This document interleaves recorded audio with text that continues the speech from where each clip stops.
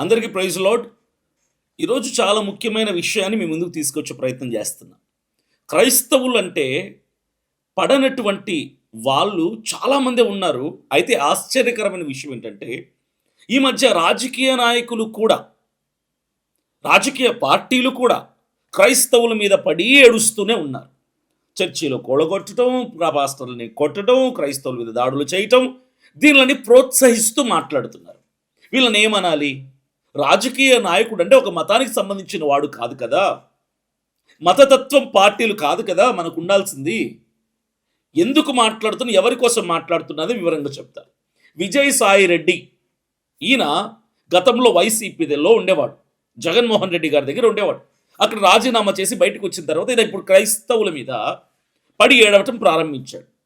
మతపరమైనటువంటి వ్యాఖ్యలు చేస్తూ, మత సామరస్యాన్ని చెడగొడుతూ, మతాల మధ్య చిచ్చు పెట్టే ప్రయత్నం చేస్తూ, మతాల వాళ్ళని రెచ్చగొడుతున్నాడు ఈ విజయసాయిరెడ్డి అనే పెద్ద మనిషి.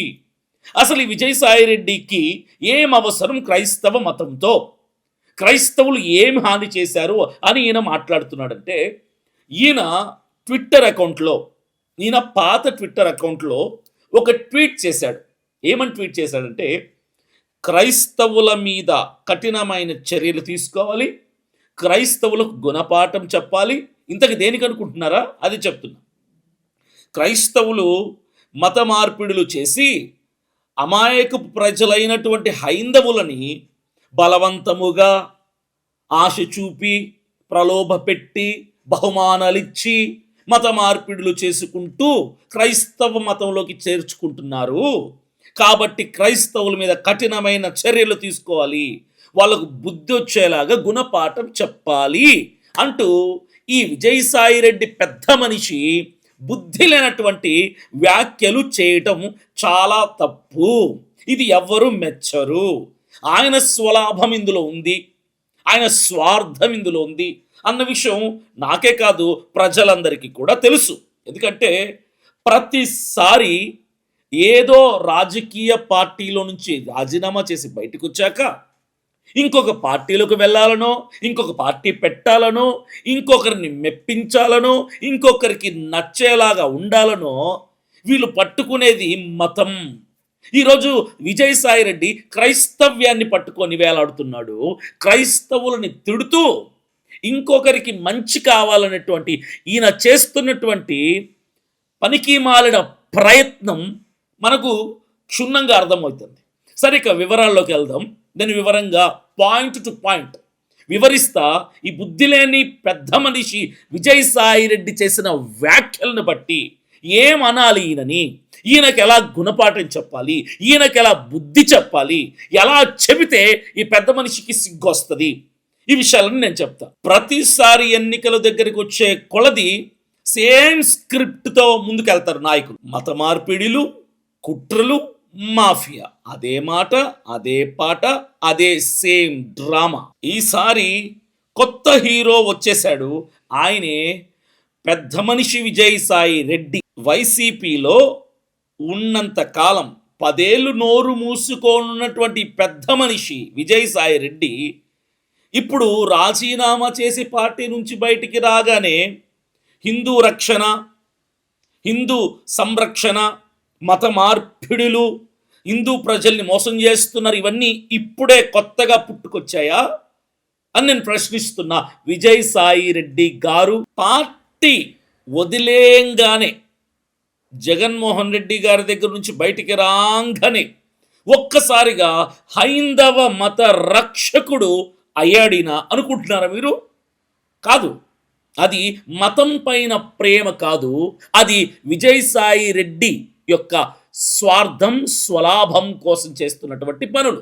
10 ఏళ్ళు మీరు అధికారంలో ఉన్నప్పుడు, వైసీపీలో ఉన్నప్పుడు ఈ దేశం కనపడలేదా విజయసాయి రెడ్డి గారు?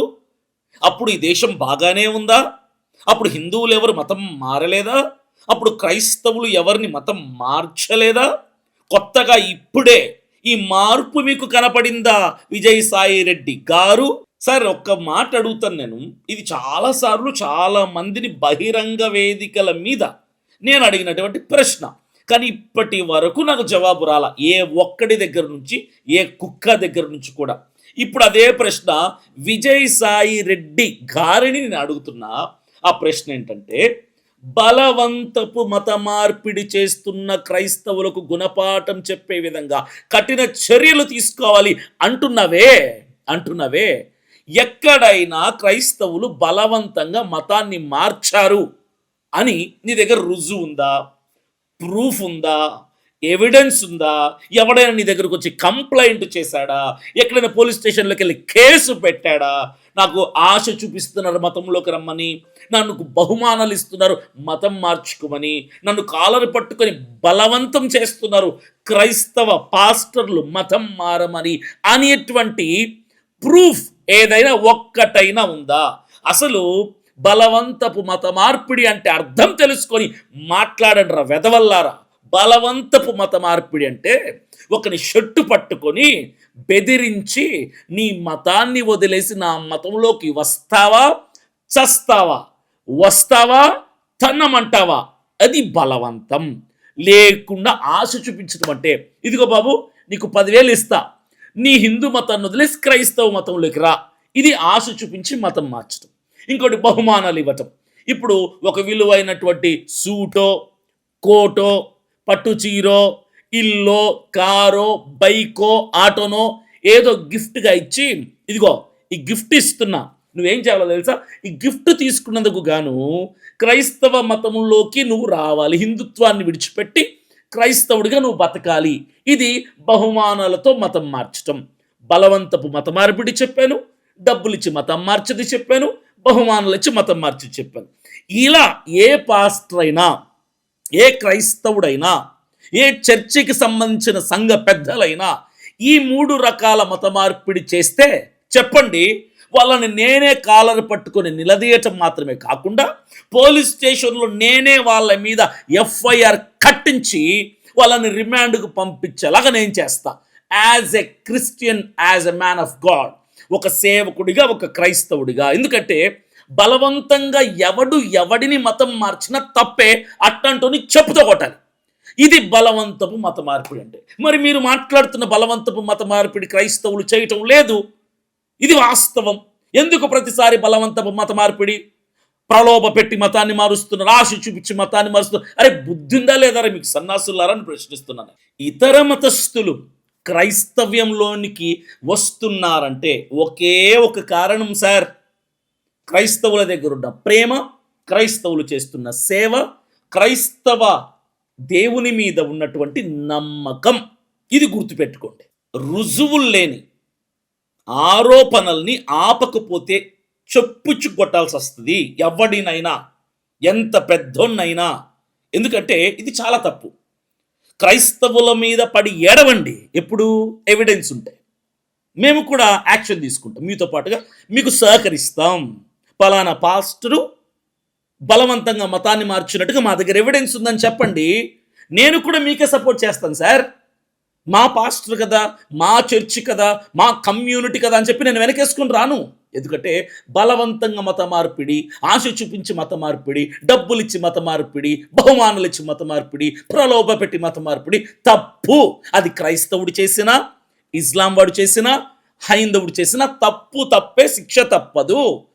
రుజువులు లేని ఆరోపణలు చేస్తే మాత్రం, మత సామరస్యాన్ని చెడగొట్టి మతాల మధ్యలో చిచ్చు పెట్టి రచ్చ చూసే ప్రయత్నం చేస్తే మాత్రం తొక్క తీసి డోలు కట్టాల్సి వస్తుంది. అది విజయసాయి రెడ్డి అయినా ఎవడైనా కూడా.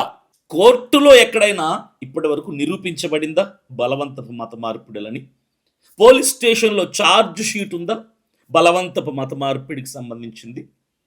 కానీ లక్షల కొద్ది ఆరోపణలు చేస్తూనే ఉన్నారు. మీ బతుకులు మారవా? మీ బుద్ధి మారదా? మీ రాజకీయ స్వలాభాల కోసం, మీ వ్యక్తిగత స్వార్థం కోసం. మరి మైకు చేతిలో ఉందని చెప్పి ట్విట్టర్లో, ఫేస్బుక్లో, యూట్యూబుల్లో, వేదికల మీద ఇష్టం వచ్చినట్టు మాట్లాడి మీరు నాయకులు ఎలా అవుతారా? సేవకులు ఎలా అవుతారు ప్రజలకి? ప్రజాసేవకుడు, ప్రజానాయకుడు అంటే వీడు ఈ కులం, వీడు ఆ మతం అని చూసేవాడు నాయకుడు ఎప్పటికీ కాదు. అన్ని మతాల, అన్ని కులాల సమ్మేళనమే భారతదేశం. ఈ భారతదేశం ఇప్పటికే ముక్కలు అయిపోతుంది. ఫూల్స్. ఇంకా ఈ భారతదేశాన్ని ముక్కలుగా విడగొట్టి మీ స్వలాభాల కోసం ఎంత నాశనం చేసే ప్రయత్నం చేస్తున్నారు మీరు. ఈ దేశంలో అసలు జరుగుతున్నది ఏంటంటే, మతాల పేర్లతో క్రైస్తవుల మీద దాడి చేసే కుట్ర చేస్తున్నారు. క్రైస్తవులు చర్చి నడిపినా మీకు సమస్యనే, క్రైస్తవులు హాస్పిటల్ కట్టినా మీకు సమస్య, క్రైస్తవులు పాఠశాల పెట్టినా మీకు సమస్య, క్రైస్తవులు రోడ్డు మీద పేదలకి, నిరాశ్రయులకి, అనాథలకి, వితంతులకి, విధవలకి భోజనాల పేరిటితో సర్వీస్ చేసినా మీకు సమస్యనే. క్రైస్తవుడు ఏది చేసినా సమస్య. కాబట్టి ఈరోజు మేము కట్టుకున్నటువంటి చర్చిల్ని కూలగొడుతున్నారు పర్మిషన్ లేదని. ఇప్పటి వరకు నేను చెప్తున్నా, విత్ ప్రూఫ్ చెప్తున్నా, విత్ ఎవిడెన్స్ చెప్తున్నా. ఏ క్రైస్తవుడైనా ఏ హైందవ దేవాలయం మీద దాడి చేశాడా? No evidence. ఏ క్రైస్తవుడైనా ఏ హైందవ మత గ్రంథాలను ఎప్పుడైనా చింపాడా? No evidence. ఏ క్రైస్తవుడైనా ఏ హైందవ మత గ్రంథాలనైనా కాల్చాడా, కాళ్ళతో తొక్కారా? లేదు, నో ఎవిడెన్స్. కానీ ఇప్పటి వరకు హైందవులు పెద్దలుగా పిలువబడుతున్న కొంతమంది క్రైస్తవేత్తరులు క్రైస్తవుల దేవాలయాల్ని కూలగొట్టినట్టుగా వందల ఎవిడెన్సులు ఉన్నాయి. ఎవరైతే హైందవ పెద్దలుగా పిలువబడుతున్నారో ఆర్ఎస్ఎస్ వాళ్ళు, ఆర్ఎస్ఎస్ సపోర్ట్ చేసేవాళ్ళు, బజరంగ్ దళ్ వాళ్ళు క్రైస్తవుల బైబిల్ అయినటువంటి మత గ్రంథమైనటువంటి పుస్తకాన్ని కాళ్ళతో తొక్కారు, తగలబెట్టారు, చింపేశారు. వందల ఎవిడెన్సులు ఉన్నాయి. ఇది సోషల్ మీడియాలో మీరు కూడా చూశారు. ఎక్కడా ఎప్పుడు ఏ క్రైస్తవుడు ఏ హైందవుని కానీ, ఏ హైందవ దేవాలయాల్ని కానీ, ఏ హైందవ మత గ్రంథాలని కానీ చింపినట్టు లేదు, తొక్కినట్టు లేదు, తగలబెట్టినట్టు లేదు, కూల్చినట్టు లేదు. ఎందుకు మీరు క్రైస్తవుల మీద పడి ఏడుస్తున్నారు?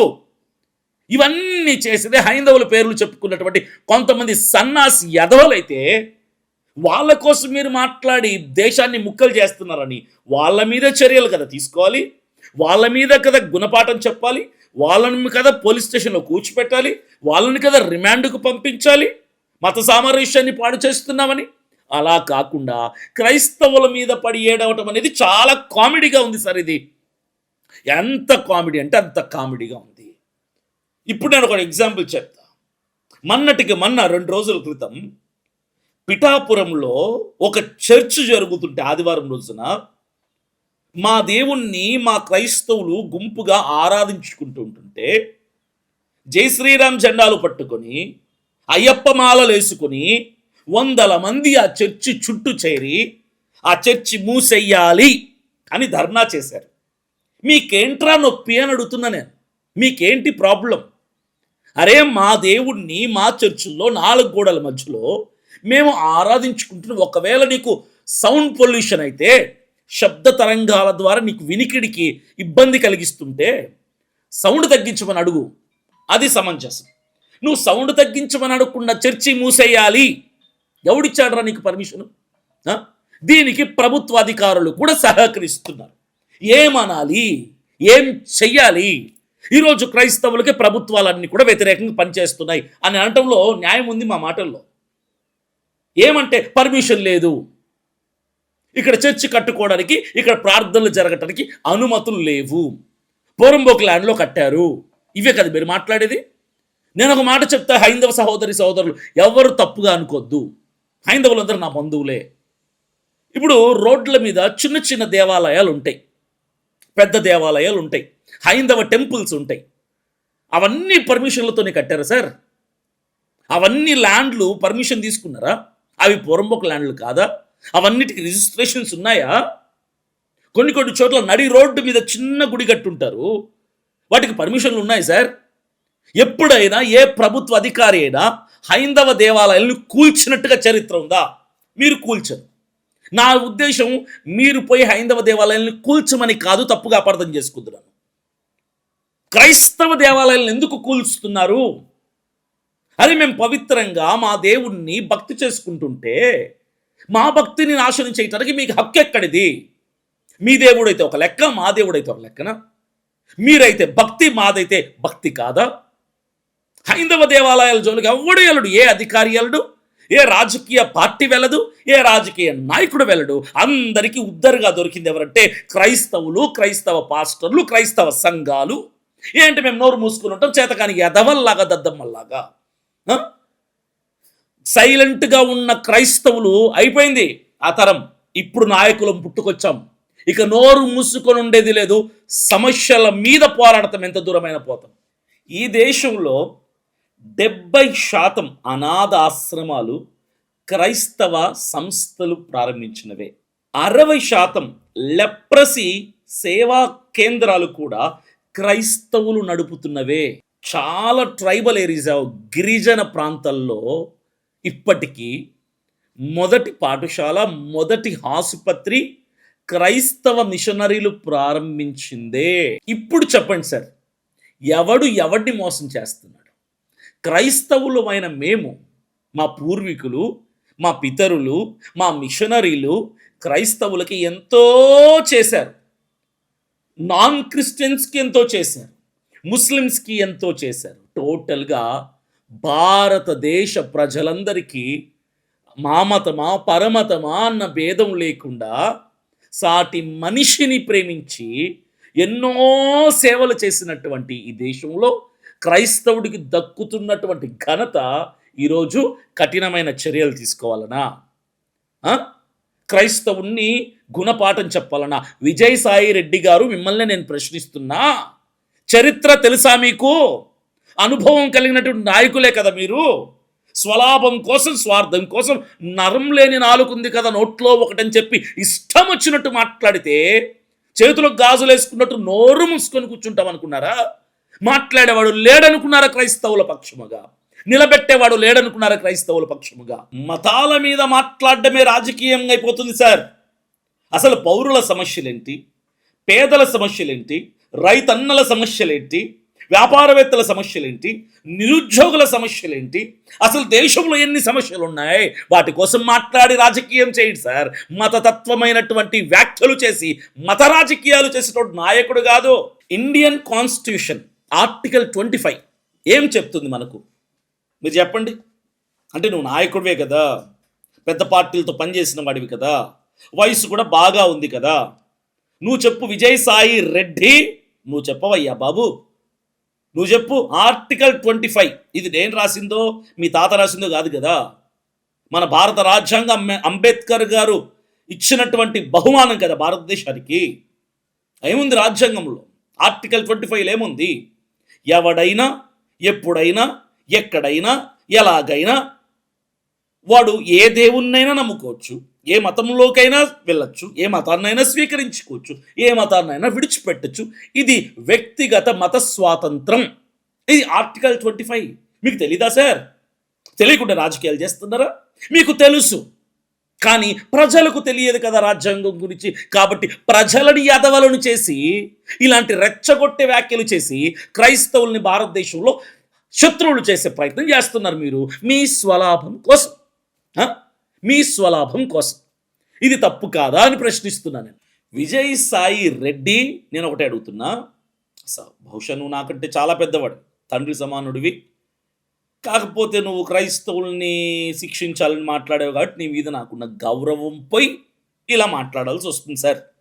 సరే, విజయసాయి రెడ్డి గారు, మతం అనేది వ్యక్తిగత విశ్వాసం, వ్యక్తిగత నమ్మకం. ఈ వ్యక్తిగత విశ్వాసాన్ని అభ్యంతరపరచటానికి, మతం మార్చుకోవటాన్ని అభ్యంతరపరచటానికి మీకో, నాకో, హైందవులకో, క్రైస్తవులకో, సీఎంకో, పిఎంకో, ఎమ్మెల్యేకో, ఎంపీకో, మినిస్టర్కో ఎవడికి కూడా హక్కు లేదు. మతం మార్చుకోవద్దు అని చెప్పే హక్కు లేదు. అది వాడి వ్యక్తిగత స్వాతంత్రం కదా. ఇప్పుడు నేను మతం మార్చుకోవచ్చు, నన్ను సీఎం ఆపకూడదు, పిఎం ఆపకూడదు, ఎమ్మెల్యే ఆపకూడదు, మినిస్టర్ ఆపకూడదు, ఎంపీ ఆపకూడదు, కలెక్టర్ కూడా ఆపకూడదు. That's my personal faith. అది నా వ్యక్తిగతం కదా. ఇందులోకి ఎందుకు రాజకీయ నాయకులు తలదూరుస్తున్నారు పందికొక్కుల్లాగా? ఇది తప్పు కదా, ఇది తప్పు కదా. అంటే మీరు ఇప్పుడు మా స్వతంత్రాన్ని మేము వాడుకోకుండా ఉండటానికి భయపెట్టే ప్రయత్నం చేస్తున్నారేమో సార్.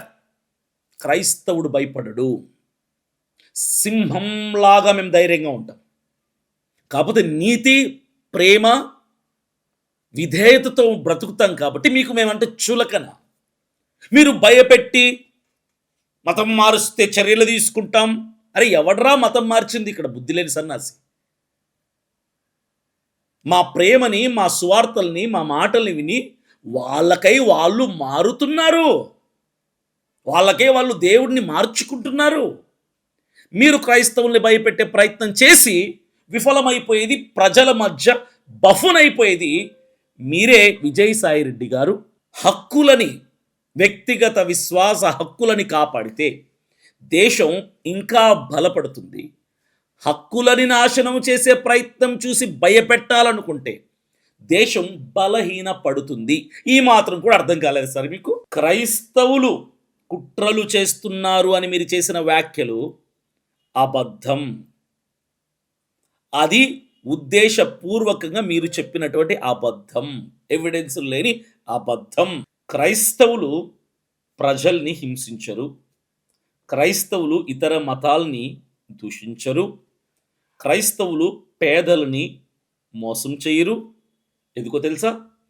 మా గ్రంథం, మీ భాషలో మా మత గ్రంథం అయినటువంటి పరిశుద్ధ బైబిల్ గ్రంథం ఏం చెప్తుందంటే ప్రేమించండి, సేవించండి.